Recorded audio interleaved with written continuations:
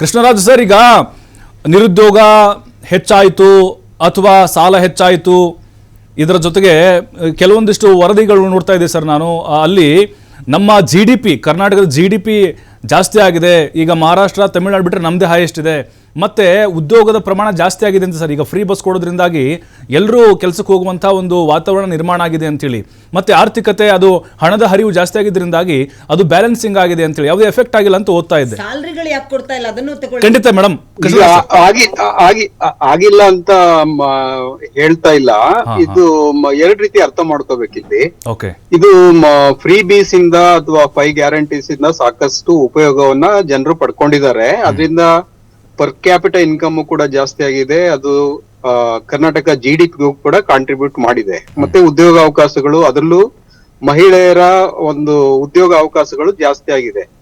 Labour force participation ಅಂತ ಏನ್ ಹೇಳ್ತೀವಿ, ವುಮೆನ್ ಲೇಬರ್ ಫೋರ್ಸ್ ಪಾರ್ಟಿಸಿಪೇಷನ್ ಕೂಡ ಜಾಸ್ತಿ ಆಗಿದೆ. ಹಳ್ಳಿಯಿಂದ ಸಿಟಿಗೆ ಬರುವಂತದ್ದು, ಮತ್ತೆ ಮಕ್ಕಳು ವಿದ್ಯಾಭ್ಯಾಸಕ್ಕೆ ತಮ್ಮ ಟೈಮ್ ಅನ್ನ ಸ್ಪೆಂಡ್ ಮಾಡ್ತಾ ಇರುವಂತದ್ದು, ಹೆಲ್ತ್ ದೃಷ್ಟಿಯಿಂದ ಹಾಸ್ಪಿಟಲ್ಗಳಿಗೆ ವಿಸಿಟ್ ಮಾಡ್ತಾ ಇರುವಂತದ್ದು, ಮತ್ತೆ ಹಲವಾರು ಕೆಲಸ ಕಾರ್ಯಗಳಲ್ಲಿ ಪಾರ್ಟಿಸಿಪೇಟ್ ಮಾಡ್ತಿರುವಂತದ್ದು, ಪಾರ್ಟ್ ಟೈಮ್ ಇದೆಲ್ಲ ಆಗ್ತಾ ಇದೆ. ಮೇಡಮ್, ಒಂದ್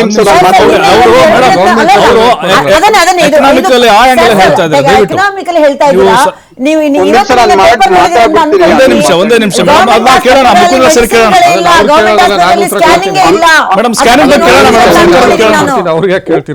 ಒಂದ್ ಸೆಕೆಂಡ್ ನಾನು ಮುಗಿಸ್ಬಿಡ್ತೀನಿ. ರೆಪ್ರೆಸೆಂಟ್ ಮಾಡ್ತಾ ಇಲ್ಲ ಅವ್ರು. ಜೊತೆಗೆ ಏನಾಗ್ತಾ ಇದೆ ಅಂತಂದ್ರೆ, ಇದು ಯಾವಾಗ ನಾವು ಈ ಒಂದು ಅವಕಾಶಗಳನ್ನ ಸರಿಯಾಗಿ ಉಪಯೋಗಿಸಿಕೊಂಡಾಗ ಅದು ಆರ್ಥಿಕ ಅಭಿವೃದ್ಧಿಗೆ ಕಾರಣ ಆಗುತ್ತೆ. ಇಲ್ಲಿ ಪ್ರಶ್ನೆ ಬಂದಿರೋದು, ಒಂದ್ ಕಡೆ ಸಾಲ ಹೆಚ್ಚಾಗ್ತಾ ಇದೆ, ಇನ್ನೊಂದು ಫಿಸ್ಕಲ್ ಡಿಫಿಸಿಟ್ ಜಾಸ್ತಿ ಆಗ್ತಾ ಇದೆ, ಮೂರನೇದು ಉದ್ಯೋಗ ಅವಕಾಶಗಳು, ಲಾಂಗ್ ಟರ್ಮ್ ಉದ್ಯೋಗ ಅವಕಾಶಗಳನ್ನ ಕಲ್ಪಿಸ್ಕೊಡ್ಲಿಕ್ಕೆ ಕ್ಯಾಪಿಟಲ್ ಇನ್ವೆಸ್ಟ್ಮೆಂಟ್ ಅಂತ ಏನ್ ಹೇಳಿದ್ರಿ ಅದು ಹೆಚ್ಚಾಗ್ಬೇಕು ಅನ್ನೋದು ಕೂಡ ಸುಪ್ರೀಂ ಕೋರ್ಟ್ ನ ಒಂದು ಅಭಿಮತ. ಕರ್ನಾಟಕ ತೆಗೆದುಕೊಂಡಾಗ ಇಡೀ ದೇಶದಲ್ಲಿ ಕ್ಯಾಪಿಟಲ್ ಎಕ್ಸ್ಪೆಂಡಿಚರ್ ಲಾಸ್ಟ್ ಬಜೆಟ್ ಅಲ್ಲಿ 2025-26 ಅಲ್ಲಿ ಹೈಯೆಸ್ಟ್ ಇರೋದು 82,000 crores ಇರುವಂತದ್ದು.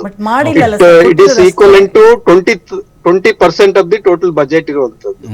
ಮತ್ತೆ ಈಗ 5 ಗ್ಯಾರಂಟೀಸ್ ಎಷ್ಟಿದೆ ಅಂತಂದ್ರೆ 60,000 crores ತಗೊಂಡ್ರೆ ಟೋಟಲ್ ಬಜೆಟ್ ಲಾಸ್ಟ್ ಇಯರ್ ತಗೊಂಡಾಗ 4,10,000 crores ಇರುವಂತದ್ದು. ಅದರಲ್ಲಿ 60,000 ಅಂದ್ರೆ 15% ಆಫ್ ದಿ ಬಜೆಟ್ ಇದೆ. ನಾನೇನ್ ಹೇಳೋದು ಅಂತಂದ್ರೆ, ಸುಪ್ರೀಂ ಕೋರ್ಟ್ ಈ ರೀತಿಯ ಒಂದು ಅಭಿಪ್ರಾಯವನ್ನು ವ್ಯಕ್ತಪಡಿಸಿದಾಗ ಇದು Karnataka state it is managing very well. Somehow ಸಾಲ ಜಾಸ್ತಿ ಆಗ್ತಾ ಇರ್ಬೋದು, ಆದ್ರೂ ಮ್ಯಾನೇಜ್ ಮಾಡ್ತಾ ಇದೆ. Physical deficit with in the 3% ಅಂದ್ರೆ FRBM ಆಕ್ಟ್ 2003 ನಲ್ಲಿ ಏನ್ ಬಂದಿದೆ ಅದ್ರ ಒಳಗಡೆನೆ ಇದೆ ಫಿಸಿಕಲ್ ಡೆಫಿಸಿಟ್. ಮತ್ತೆ ಇನ್ನೊಂದು ಪ್ರಮುಖವಾದ ಅಂಶ ಗಮನಿಸಬೇಕಾಗಿರೋದು ಅಂತಂದ್ರೆ, ಇದು ಬೇರೆ ಸ್ಟೇಟ್ ಗಳಲ್ಲಿ, ಈಗ ತಮಿಳ್ನಾಡು ತೆಗೆದುಕೊಳ್ಳಿ. ತಮಿಳ್ನಾಡಲ್ಲಿ ಯಾಕೆ ಒಂದು ಪ್ರಶ್ನೆ ಎದ್ದಿದೆ ಅಂದ್ರೆ, ಅದು ಎಲೆಕ್ಷನ್ ಬರ್ತಾ ಇದೆ, ಅಲ್ಲಿ ಎಲ್ರಿಗೂ ಫ್ರೀ ಎಲೆಕ್ಟ್ರಿಸಿಟಿ ಕೊಡ್ಬೇಕು ಅಂತ ಹೊರಟಿರುವಂತದ್ದು. ಈಗ ಆಲ್ರೆಡಿ ಡೆಸ್ಕಾಮ್ ಅಥವಾ ಎಲೆಕ್ಟ್ರಿಸಿಟಿ ಡಿಸ್ಟ್ರಿಬ್ಯೂಷನ್ ಕಂಪನೀಸ್ಗಳು ತಮಿಳ್ನಾಡು ಒಂದನ್ನೇ ತೆಗೆದುಕೊಂಡಾಗ 1,25,00,000 ಅಥವಾ 1.125 lakh crores ಸಾಲ ಇರುವಂತದ್ದು ಅಲ್ಲಿ. ಅಷ್ಟು ಡೆಸ್ಕಾಂನವರು ಸಾಲವನ್ನ ಮಾಡಿರುವಂತದ್ದು. ಅಂದ್ರೆ ಅಷ್ಟೊಂದು ಸಾಲದಲ್ಲಿ ಮುಳುಗಿರುವಂತ ಕಂಪನಿಗಳಿಗೆ ಮತ್ತೆ ಅವರು ಈ ಒಂದು ಎಲ್ರಿಗೂ ಎಲೆಕ್ಟ್ರಿಸಿಟಿಯನ್ನ ಫ್ರೀಯಾಗಿ ಡಿಸ್ಟ್ರಿಬ್ಯೂಟ್ ಮಾಡಿದ್ರೆ ಆ ಕಂಪನಿಗಳಿಗೆ ಮತ್ತೆ ಲಾಸ್ ಆಗುತ್ತೆ ಅನ್ನೋ ಒಂದು ಕಾರಣಕ್ಕೋಸ್ಕರ ಅವ್ರು ಏನ್ ಮಾಡಿದಾರೆ, ಸುಪ್ರೀಂ ಕೋರ್ಟ್ ಅಪ್ರೋಚ್ ಮಾಡಿದ್ದಾರೆ. ಮತ್ತೆ ಸುಪ್ರೀಂ ಕೋರ್ಟ್ ಕೇಳ್ತಿರೋದು ಏನು ಅಂತಂದ್ರೆ, ಈ ಒಂದು ಹಣವನ್ನ ಹೇಗ್ ಬರೆಸ್ತೀರಾ ಅನ್ನೋದು ಕಾರಣ ಅಲ್ಲಿ ಕೇಳಿರುವಂತದ್ದು. ಅದರಿಂದ ಈ ಒಂದು ಸಮಸ್ಯೆ ಏನಪ್ಪಾ ಅಂತಂದ್ರೆ, ಎಲೆಕ್ಷನ್ ಮುಂಚೆ ಈ ಒಂದು 5 ಗ್ಯಾರಂಟೀಸ್ ಅಥವಾ ಗ್ಯಾರಂಟೀಸ್ ನ ಅನೌನ್ಸ್ ಮಾಡುವಂತದ್ದು ಅಥವಾ ಫ್ರೀ ಬೀಸ್ ನ ಅನೌನ್ಸ್ ಮಾಡುವಂತದ್ದು.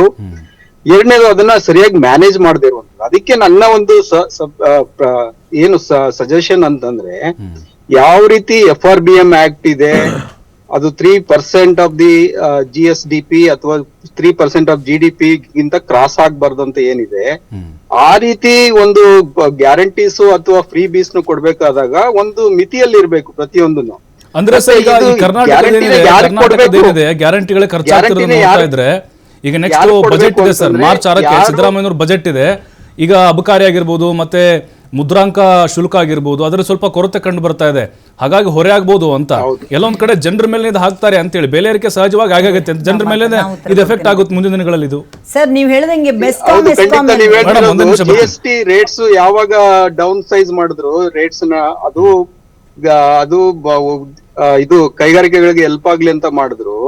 ಅದು ಸ್ಟೇಟ್ ಎಕ್ಸ್ಚೆಕರ್ ಮೇಲೆ ಅಥವಾ ಸ್ಟೇಟ್ ಗೆ ಕೊಡುವಂತ ಹಣದಲ್ಲಿ ತೊಂದರೆ ಆಗ್ತಾ ಇರುವಂತದ್ದು, GST ಕಲೆಕ್ಷನ್ ಕಡಿಮೆ ಆಗುವಂತದ್ದು, ಅದು ಡಿಸ್ಟ್ರಿಬ್ಯೂಷನ್ ಅಲ್ಲಿ ತೊಂದರೆ ಆಗ್ತಿರುವಂತದ್ದು. ಮತ್ತೆ ಅದು formula even 16th finance formula ಕೂಡ ಅದು ಸ್ಟೇಟ್ ಗಳಿಗೆ ಅಷ್ಟೇನೋ ಅನುಕೂಲ ಆಗಿಲ್ಲ. ಒಂದ್ ಸ್ವಲ್ಪ ಏನಂದ್ರೆ 4000 crores ಜಾಸ್ತಿ ಬರ್ಬೋದು ಕರ್ನಾಟಕ ಅಷ್ಟೇ, ಅದ್ ಬಿಟ್ಟು ಅಂತ ಏನು ಜಾಸ್ತಿ ಹಣ ಸಿಗದೆ ಇರುವಂತದ್ದು.